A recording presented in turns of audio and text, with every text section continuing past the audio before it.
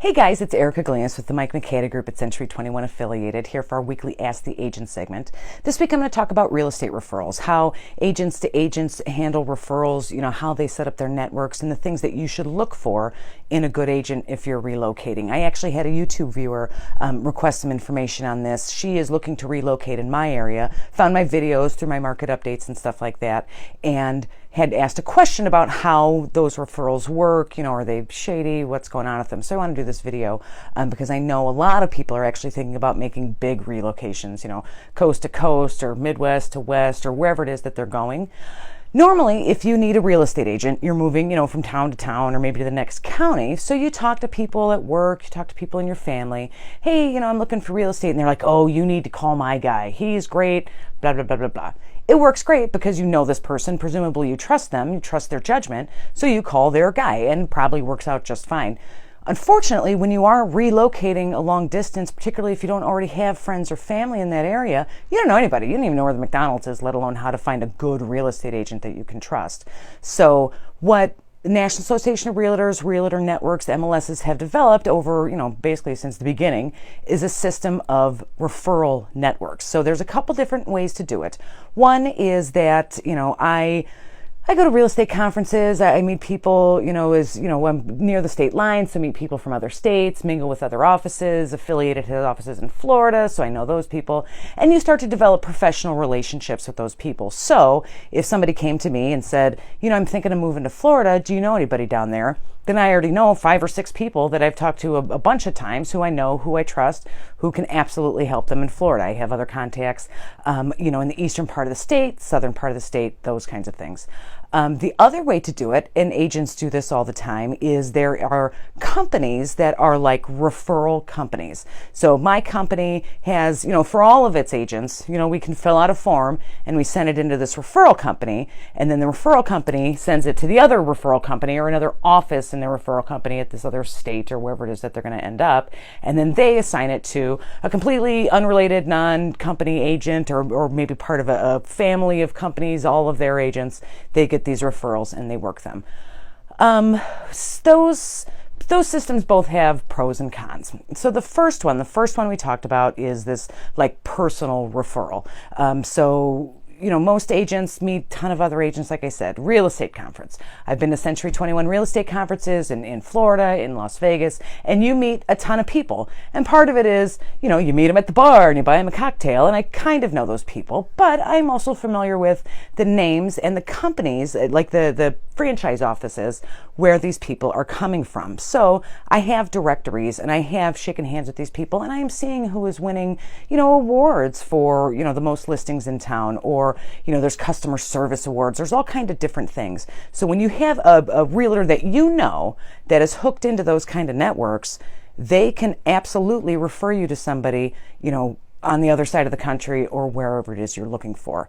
The downside sometimes is that, you don't necessarily know, an agent really well. You met them, you met them in a class and you talked for an hour about how to get listing appointments and everything like that, but you never really worked with them. You don't really know, they're not winning a bunch of awards, and you have no idea what kind of production that they're doing or really what their style is. So within the context of how you met them as a real estate agent, they seem awesome, but you've never seen them work. They could be jerks or idiots or, anything like that. So there is a downside in terms of those kinds of personal referral networks that can pop up.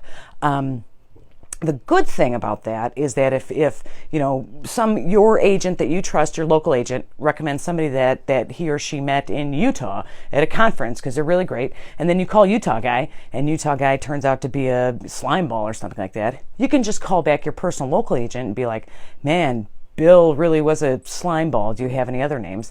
And then they would be able to work some other things. And it helps your personal agent as well, because then they can cross that person right off the list.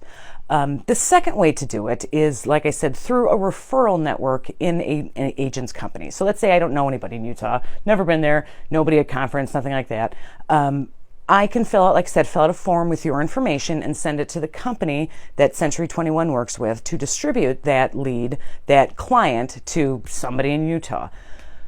The issue there, obviously, I don't know who this person is. An issue for you as a client, but also for me as an agent, I don't know who this person is. They could be, again, a slime ball. Just because you win, 100 awards doesn't mean that you're really great.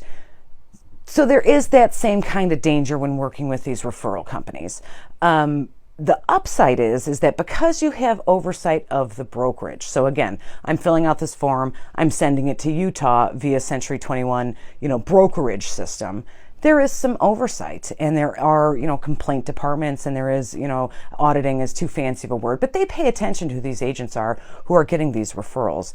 And if you do have an agent who consistently is bad at their job for whatever reason, they don't return calls, you can't read, it doesn't even matter, they will eventually be filtered out of these referral systems. So that is an advantage of those kind of corporate referral systems. I may meet a great guy from Utah who, seems awesome, but is really a jerk. I don't know that. I don't work in Utah. I've never done a deal with him. But through this corporate company, this referral system, they've been able to weed out some of these people. So it can be complicated in terms of who you think you can trust. And it's most often, hundreds of thousands of dollars on the line. You want to make sure it's somebody you can trust. My recommendation would be to contact your local person, whoever it is, somebody you worked with a few years ago, so-and-so's sister who does real estate. So get that local referral and then call that local agent, explain what you're looking for, and see if they can get you to a referral to somebody elsewhere, New York, Utah, wherever it is. That way you would be able to have some communication, some accountability with that local agent. And agents don't want to, destroy their businesses by being idiots. So obviously they're going to try to do their best to get you a good referral, whether or not you are using their service in your town. Again, you may know somebody who then refers somebody to a local agent, and then it's all a big circle of these referrals. So most agents with referrals are going to absolutely try to find you the best person that they can. So contact your local person. Tell them what you need. Hey, my friend at work told me about you. You helped him buy the house on Main Street. I'm actually looking to move to New York. Can you find an agent to help me there? And then they will. And then they'll cough up some names, whether it's through their personal network, whether it's through a corporate network. You will get the name of an agent and then be put in contact with them. Usually, honestly, they're going to call you first, but that's fine. Talk to them just like you would interview a local agent. Just be like, hey, I live in Indiana. I want to move to New York. I need, 3-bedroom, 2-bath. I have $1 million. Whatever these things are. Part of the point of that conversation is obviously to, figure out, what you're looking for. Obviously, if you want to move, you have certain criteria. But the bigger part of the conversation, talk to them on the telephone, because you want to make sure that they sound like they know what they're doing, that they aren't rushing you off the phone, that they're prompt at returning phone calls, that they're asking questions that seem to be, on track with whatever it is that you're looking for in this new area. The other thing you can do, and I highly recommend this, again, whether it's a personal referral or a corporate referral, Google their name. Agents are all over the internet as much as possible, at least if they're, halfway decent agents. Even the lousiest agent has like a web page for their company. So Google them, but type in their names, look for reviews, do they do these kinds of YouTube videos that you can watch to see if they know about the market, if they can answer your questions, if they seem knowledgeable about what you need from them. That is really the key to it. The two keys are, do they know what they're doing, obviously, but the second one is, do you like their style, for lack of a better way to put it? But you are going to be dealing with something potentially very stressful, certainly expensive, a long distance move and flying in and, looking at houses real quick over 2 days and flying away, all these questions. It has to be somebody you trust and somebody that you can talk to plainly. So, again, if you get somebody that you don't like, call your local agent back and be like, yeah, he seemed kind of, busy for me, or he seemed like a jerk, or whatever it is. You're not required to be nice about any of this, and ask for another referral. And if that's the case, that agent, either through their personal network or through their professional corporate network, can absolutely get you another name. You are entitled to the best representation. So, make sure that the person that, you are getting being referred to in, again, New York or Utah, whatever it is, ask your local agent, hey, do you know this guy? Have you ever worked for him? How'd you get his name? And the answer might be, we met at a conference like 5 years in a row, and I worked with him kind of one time on my sister's house. Or it might be, well, I sent it through our corporate professional network, but they have, oversight and they audit files and whatever it is that the company does.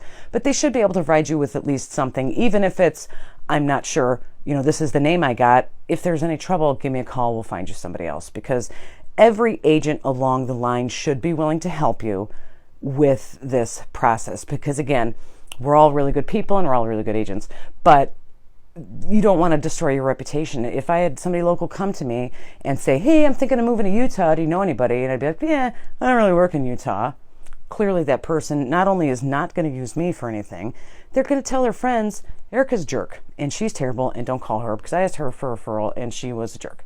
So you will continue to encounter, or you should continue to encounter, nice people who are willing to help. If you do not, stop where you are, backtrack to the next step and get a different name, because you deserve good representation. So if you're looking at this from out of town, not in Northwest Indiana area, give me a call. I'm always happy to send over a referral for you. I do, like I said, go to different conferences and meet different people and have family in other parts of the country. Certainly would be happy to help you with your referral. Or obviously, if you're local, thinking of buying, selling, or even just have questions, give me a call or text me anytime, 219-765-2062. You can also email me at hsbyerica@gmail.com. Comment down below, send me a direct message either through Facebook or through the YouTube system. I'm always responsive to those, always happy to help. If you have somebody who's thinking about making a cross-country move or just has questions about something like this, go ahead and share this video with them. Please subscribe to my YouTube channel. I do my market updates every Tuesday, every Thursday I do Ask the Agent. And if you do have questions that you're curious about, again, contact me and we'll get them answered for you. Thanks so much, and you guys have a good weekend. Bye-bye.